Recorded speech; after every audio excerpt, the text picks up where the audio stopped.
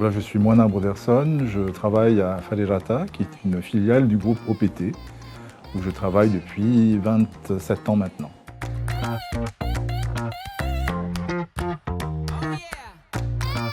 Le groupe OPT et le FIFO, c'est une grande histoire d'amour, donc ça a commencé depuis le début, donc il y a 19 ans.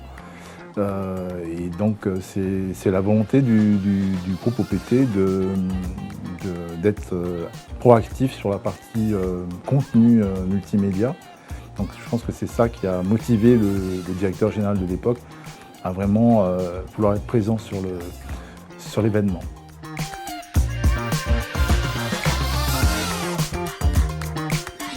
On apporte à la fois les tuyaux qui permettent donc de faire circuler l'information, et on apporte également des contenus au travers en fait, de tout ce qui est télévision par satellite, etc.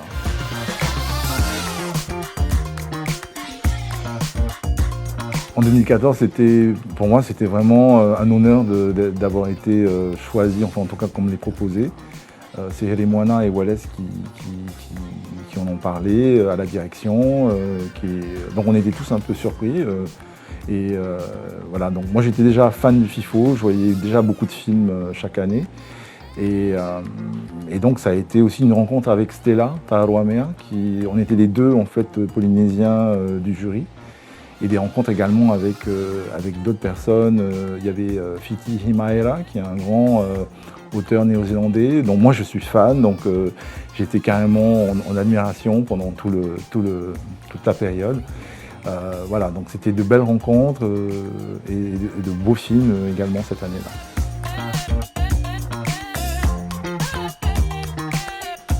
Juste sur le premier FIFO, donc, il y avait vraiment cette volonté de l'OPT d'être présent.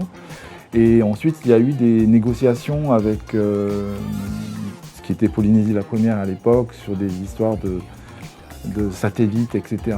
Et donc, les négociations n'étant pas terminées, donc c'était un peu tendu. Donc on ne savait pas si on pouvait... Enfin, on voulait y aller, mais on n'avait pas le go définitif. Et donc on a décidé de le faire sous une marque en fait, de l'OPT, mais qui n'était pas l'OPT directement. Donc l'OPT a été présent depuis le début grâce à cette marque.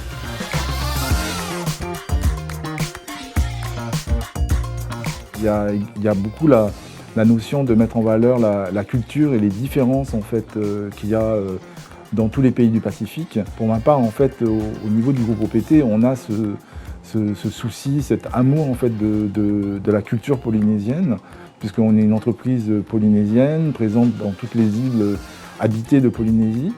Donc on a ce souci de mettre en avant toutes les cultures qu'il y a en Polynésie, parce qu'il y a ce qu'il y a à Tahiti, mais là je rentre de Mangareva, où il y a des danses particulières, des langues particulières. Et donc l'OPT est très attaché également à mettre en avant en fait, chaque île.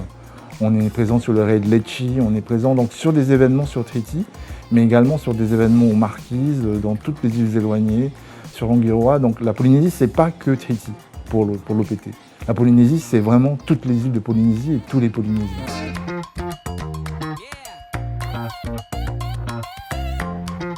Donc pour ceux qui connaissent le FIFO déjà et pour ceux qui veulent découvrir le FIFO, n'hésitez pas à venir du 5 au 13 février 2022 découvrir tous ces documentaires. Donc on les a choisis, on a mis 3 mois à les visionner avec le comité de présélection.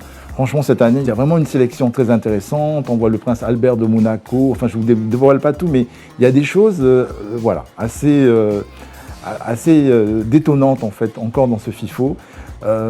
Donc n'hésitez pas à venir à la Maison de la Culture ou de chez vous. Donc vous avez plusieurs possibilités. Donc le FIFO, on est à fond FIFO cette année encore, en 2022.